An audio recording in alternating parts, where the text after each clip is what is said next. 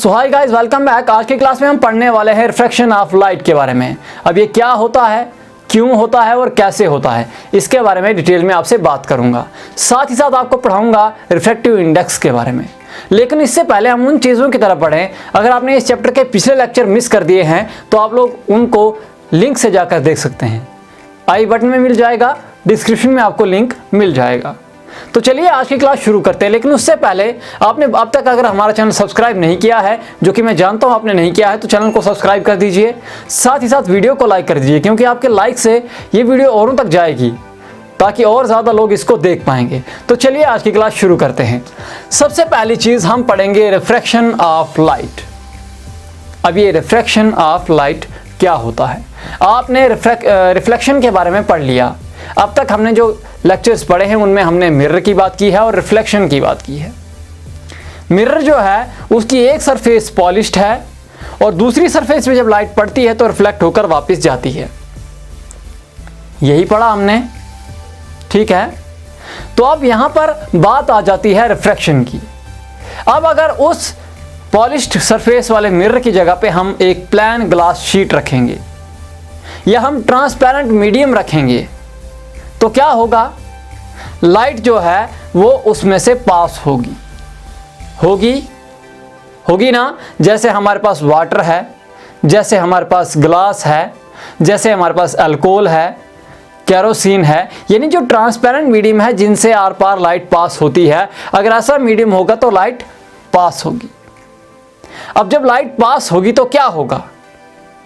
यहां पर जब लाइट एक मीडियम से दूसरे मीडियम में जाती है तो लाइट बेंड होती है। लाइट की जो रे है वो बेंड होती है। इसी बेंडिंग को हम कहते हैं रिफ्रैक्शन ऑफ लाइट। समझ में आ रही है ये बात मैं क्या कह रहा हूं?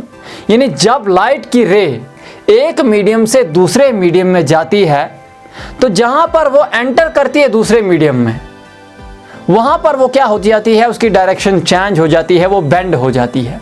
और उसी बेंडिंग को हम कहते हैं रिफ्रैक्शन ऑफ लाइट। अब ये होती क्यों है? वजह क्या है रिफ्रैक्शन होने की? रिफ्रैक्शन ऑफ लाइट इसलिए होती है, ये लाइट रे जो बेंड होती है इसलिए होती है क्योंकि स्पीड ऑफ लाइट वेरी करती है इन डिफरेंट मीडियम्स।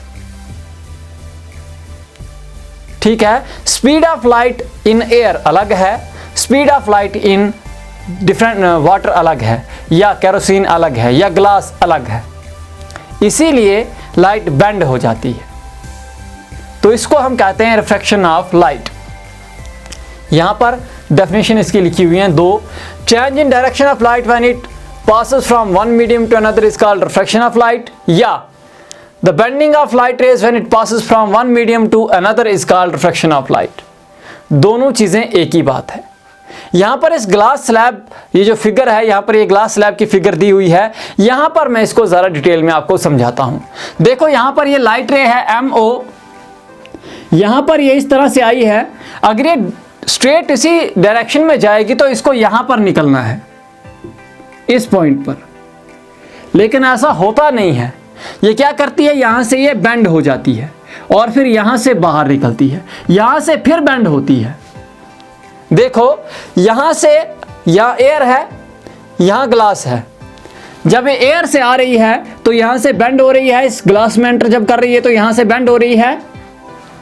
बेंड होने के बाद ये इस डायरेक्शन में आई, जब यहां पहुंची तो फिर से एयर में जाना है तो फिर से बेंड होगी, क्योंकि ग्लास से एयर में जा रही है।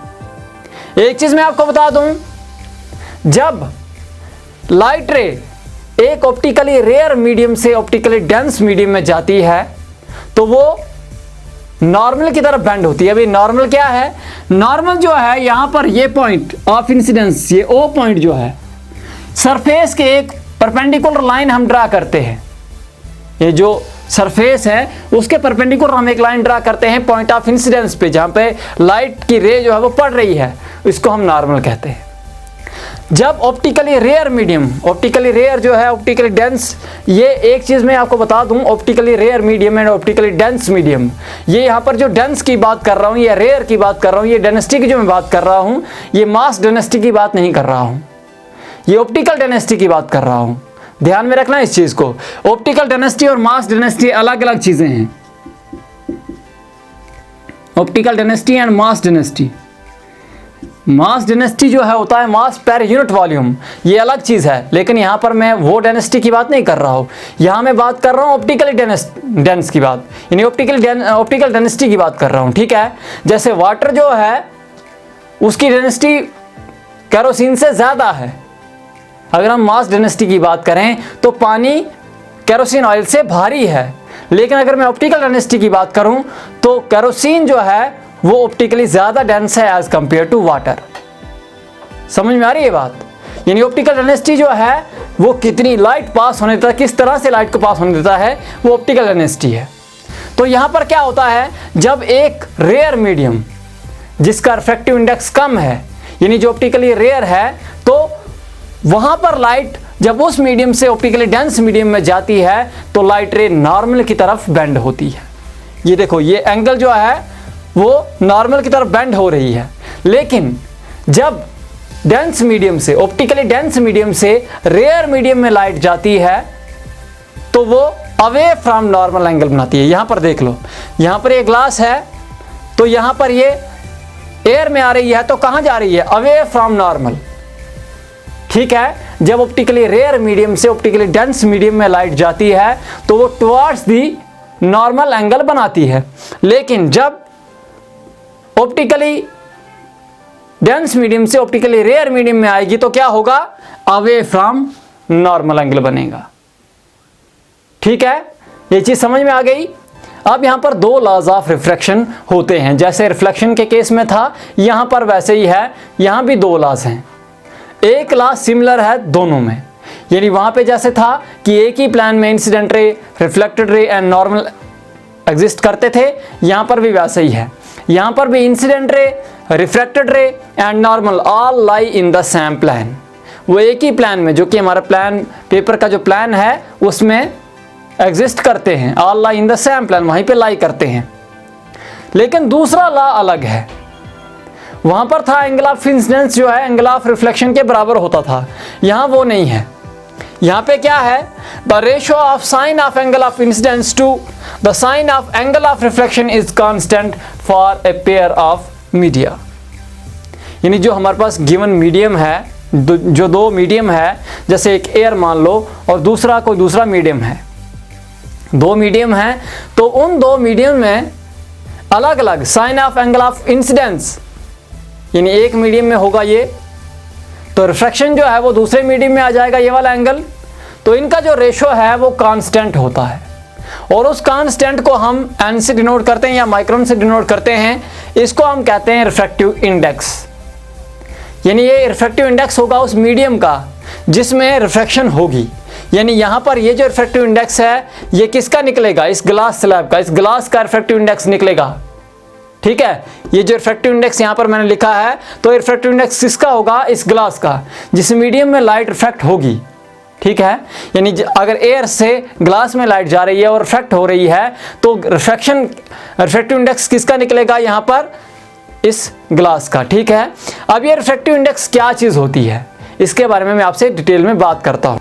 तो चलिए बात कर लेते हैं रिफ्रैक्टिव इंडेक्स की, लेकिन इससे पहले हम इसकी बात करें, मैंने आपको एक चीज़ बतानी भूल दी लॉज ऑफ रिफ्रैक्शन में, वो ये है कि sine of angle of incidence and sine of angle of refraction का जो रेशो है, जिसकी वैल्यू कांस्टेंट मैंने आपको बताई, उसको स्नेल्स लॉ भी कहते हैं, क्योंकि उसको स्नेल ने 1621 में एक्सपेरिमेंटली प्रूव किया था, इसीलिए उसको स्नेल्स लॉ भी कहते हैं। तो स्नेल्स लॉ अगर आपसे कोई पूछ ले तो घबराना नहीं है, ये वही है second law of refraction, Snell's law. ठीक है, याद रखनी ये चीज़।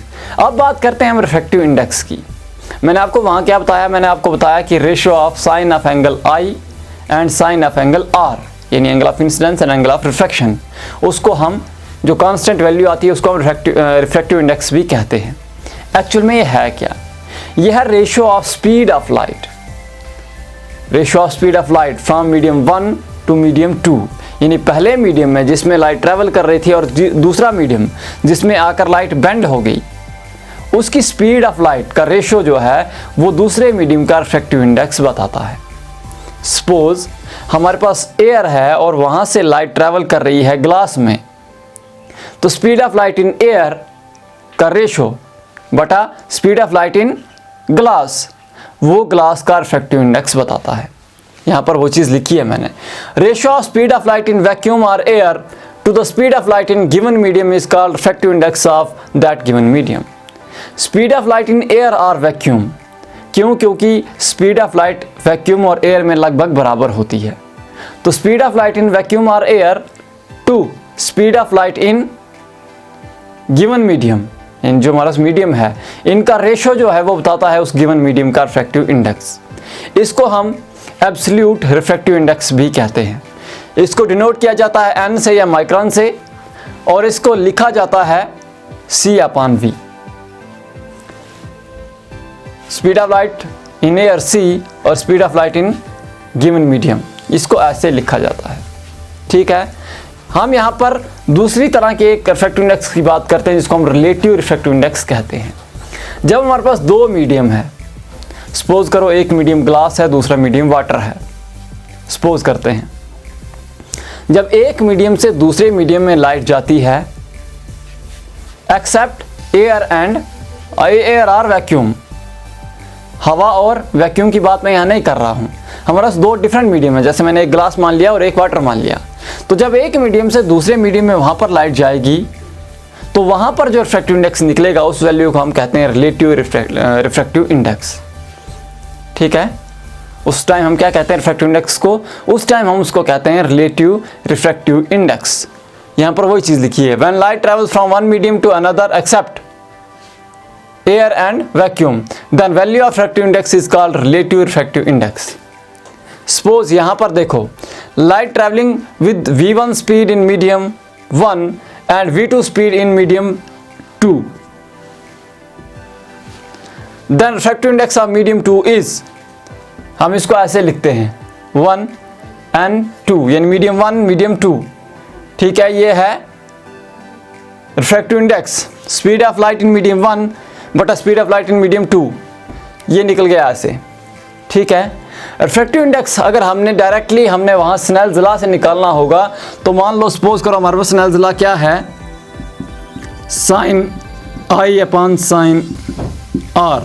तो हमारे पास जो एंगल ऑफ इंसिडेंस होगा और एंगल ऑफ रिफ्रैक्शन होगा, हम इसकी वैल्यू साइन टेबल में देखेंगे और सीधा यहाँ से भी हम रिफ्रैक्टिव इंडेक्स की वैल्यू निकाल सकते हैं। ठीक है, तो हमारे पास जो रिफ्रैक्टिव इंडेक्स होता है ये डिपेंड करता है नेचर ऑफ मटेरियल कैसा है, ये नेचर ऑफ मीडियम कैसा है और वेवलेंथ कितनी है, जो लाइट हम उसमें से पास करवा रहे हैं उसकी वेवलेंथ कितनी है, उस पर ये रिफ्रैक्टिव इंडेक्स डिपेंड करता है। अब यहाँ पर मैंने आपको एक चीज़ और बताई, जिस भी सब्सटेंस का रिफ्रैक्टिव इंडेक्स ज़्यादा है, मैंने optical rare and optical dense medium के बारे में बात की थी, जिसका रिफ्रैक्टिव इंडेक्स कम होता है वो ऑप्टिकली रेयर होता है, यानी कि वहाँ पर लाइट की जो बेंडिंग होती है, लाइट जो बेंड होती है वो कम होती है। लेकिन जिसका रिफ्रैक्टिव इंडेक्स ज़्यादा होगा इसका मतलब वो ऑप्टिकली डेंस है। ठीक है, जैसे मैं एयर की बात करूँ तो ये ऑप्टिकली रेयर है, लेकिन डायमंड की बात करूँ वो सबसे ज़्यादा ऑप्टिकली डेंस है, वहाँ पर लाइट सबसे ज़्यादा बेंड होगी। ठीक है, तो यहाँ पर ये जो टेबल दिया हुआ है, देखो आपके सामने एक टेबल है, उसमें लिखा हुआ है ऑप्टिकल मीडियम्स और उनके रिफ्रैक्टिव इंडेक्सेस। तो आज की क्लास में इतना ही, लेकिन जाने से पहले वीडियो को लाइक कीजिए, कमेंट कीजिए, शेयर कीजिए ताकि ज़्यादा से ज़्यादा लोगों तक ये वीडियो पहुंच पाए। और अगर चैनल को सब्सक्राइब नहीं किया तो चैनल को सब्सक्राइब कर दीजिए। साथ ही साथ अगर आपको अच्छी किताबें खरीदनी है तो बाइंग लिंक आपको वीडियो डिस्क्रिप्शन में मिल जाएंगे। अभी के लिए अलविदा, फिर मिलता हूँ एक नई वीडियो में।